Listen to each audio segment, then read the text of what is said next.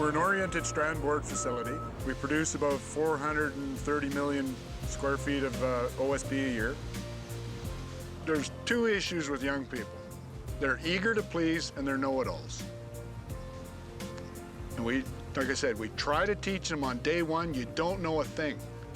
But we're gonna teach you safely.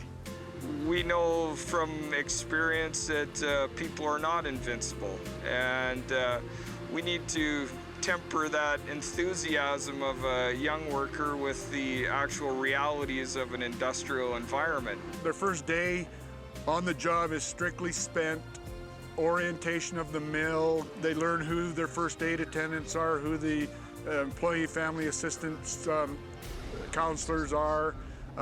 They learn all about the union. We'll have the employees sit down and watch a few videos that we have made so that they have a basic understanding of the different terms. They don't really have any exposure to an industrial environment, so it's all very new to them. Then I like to take the individuals out on a tour through the plant so they get a good understanding of the OSB processes. It's our facility, it's fairly involved, highly mechanized, so it's good exposure for them to see how OSB is made. Every area of our mill has we've done a hazard assessment, job procedures, and we've compiled what we call here at our mill correct work practices, for short CWPs. Young and new workers, first step is they read the correct work practices for that area, which includes the hazards, the lockouts, step by step on how the job goes. They sign off that they've read it, it's documented.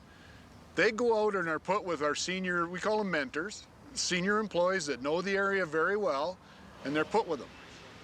They work with that individual, he shows them everything. Well, they had me down there as an extra so that I wouldn't be causing any problems or anything, so I was just there to basically watch and learn. So it was a pretty good experience, because instead of just pushing me in there, rushing me in, okay, do this, your job, whatever, they made me sit back and watch. After 4, 5, 6 hours, when they've seen all the components, they're brought back up.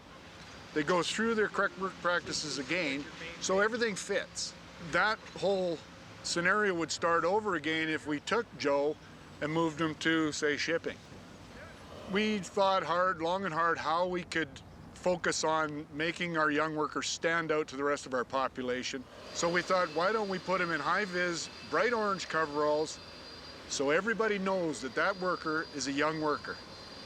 And consequently, the boys in the mill, they got the moniker Pumpkins, and it's stuck till this day. Well, for your first 6 months, you get stuck in the orange coveralls. Everybody refers to you as a pumpkin, orange with the green. And they just use you to identify you as a new worker so that people will give you a hand or something when you're having troubles, or just be there to offer some guidance for you. It makes me feel really good that they focus as much on my safety. They put a huge emphasis on it, and that's the #1 thing, is safety, no matter what. Production falls behind safety, so if I feel safe doing something, I'm told not to do it. The team leader, he'll go down and he'll get feedback from the mentors or the senior guys how this fella's doing. And then we talk to the mentor and say, is there, should we spend more time on, say, the scrapper? And the mentor might say, no, he's pretty good with that, but spend more time on this.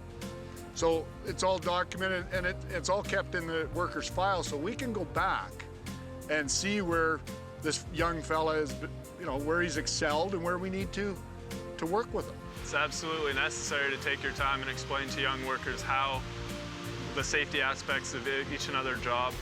It's very important, and I don't think anybody should be doing without it.